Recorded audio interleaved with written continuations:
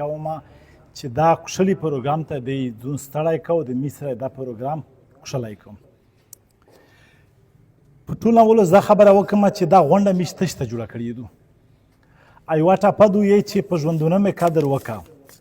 په ژوندونه مې قدر وکړه چې کله مړ شه بیا مې مه جوړه مینه. دا غونډه مې نن د یخ چا د پوره جوړه کړې دو چې د وزیرستان په وزیرستان کې که شعر دی که ادب دی اپا دا خلک ده وپېژنده او بیا په داسې وخت کې چې په غځي کې د قلم سره هیڅوک بلد نه وي او بیا په خپله ژبه په خپله لهجه باندې چې ده په کوم وخت کې لیکل وکړل او څومره منظم لیکل یې وکړل. لوندې څو مثالونه در کومه زه چې پاته ولګي چې دا سړی یعنی اول کس بېشکه چې د وزیرستان په ژبه د وزیرستان په لهجه باندې ډېر خلک لیکل کړي دي، ډېر خلک پې کړي دي، خو حکیم منظم لیکل چې وکړل چې پاکې غزل دو، پاکې نظم دی، پاکې ټاپا دو، پاکې سندره دو او دا د کتوبه په شکل کې مارکیټ ته او دنیا ته مخکې کړل. نو هغه کس اول دغه کس ته چې می سره نوسی مشر نورعالم ده په درناوي مې دا غونډه جوړه کړې دو ځکه چې په ژوند مې سره ونه کړی چې کله مړ شي بیا پسې ما جوړه مینه. د شاعري که چیرې مې وکړسي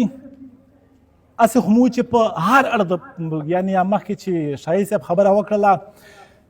که دیني اړخ یې وکړسې پاک یې کړي دي که تصوف حل ډېر خو نه شي ویلی که نه هغه ټچ یې هم ور کړی دی خو زیو ته چې کومه د شاعري دو قومي او که زه 80 نه بلکې 95% وایم د رومانټیک شاعري دو په اړخ یې میش خبرې کمې کړي دي. دا خبره ځکه لشي باس پې کومه چې هلته پته ولګي بیا دته چې میش کوم لقب غوره کړی دی د دغې پرونیو کې بیا قضاوه دا خلک کړی شي. اول د قومي شاعري ترسمه د چې کومه د وطن سره مینه او د چې په کوم انداز کې هغه نړیواله کړله دنیا خلکو ته وشوله. د ده یو شعر دی د تیژې تیژې وزیرستان دی په داسې مکشې مزره مایان دی لا دینه پورې په ګاډووي کښې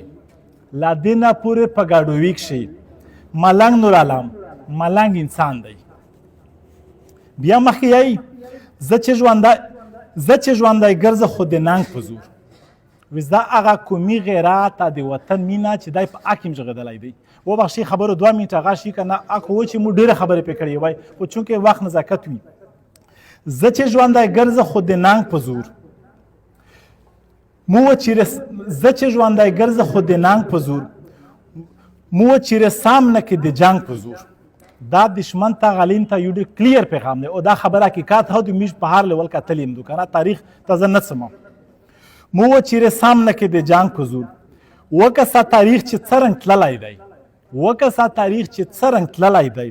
دیا ته د خورې نه پیرنګ په زور. هغه هر څه په کتابینه کې جواتې لیکلي دي نو د هغه په شعر کې څومره کوشلي په خپله لهجه کې اکثر وخوځېدو. خو بیا زه چې د ده شاعري چونکې قومي ته ډېر نه درېمي که نه ده چې زه یم چې 90 نه 95 یعنې 15 باندې 18 د ده شاعري ټوله رومانټیک دو. هغه کومه دو اصل شاعري هغه شاعر دی چې کوم کې استعارات وي. استعاره په ساده پښتو کې دا غونډ پې پوه شي چې زه یوه خبره کومه یو شعر یایم په څټ کې به هم په ذهن کې یوه ویډیو راونوي ویډیو ته شوي یوه سینري وي. زه چې شعر وایم مو فورا لور شم زه اول سی نه دی که نه سینري مو ته مخامخ روشي زه سینري وینم.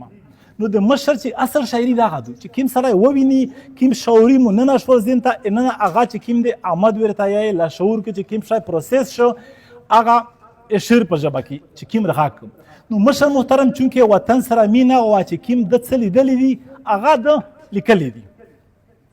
د یو شعر دی چیرې په کلي کې راته د کلی خو چا چې لیدلی وي که نه ګډووای چې موږ ته کوم سین بیان کړی دی په لادا کې لادا چونکې ډېر خوشحالی وطن دی شین په چک غره په سار باندې چې کې شنه پاټي دي پاکې کیزه یې ببایېږي د غرې شنه میانځ موزیګاره وروشي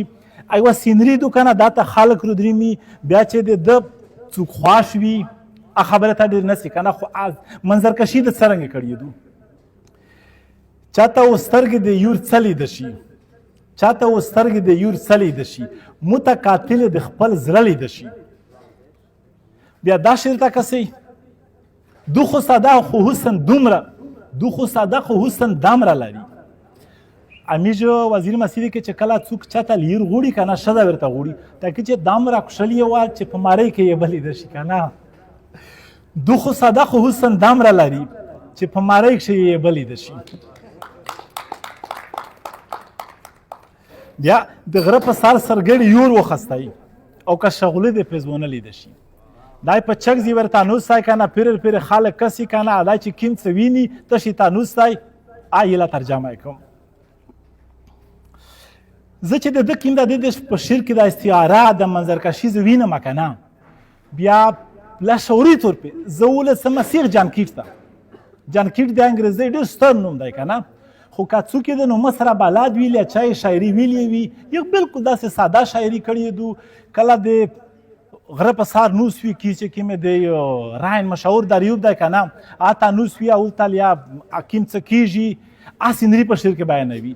یا بیا نوس دی په یوه پارټي کې څوک وشک وي جلکي ما جلکۍ دو کې خپل محبوب ته دغه کېږي که نه او وشک یې وزې پیایي دا سینري ویني د څه کړي وي په خپل شعر کې غونډه کړي دو نو د مشر سیم هغه خبره ده چې کومه منظرکشي وینم نو زه لاشعوري ویلی شم چې دا کس هغه جان کیټ دی د پښتو جان کیټ که میږ ویني ده ته زه ویلی شم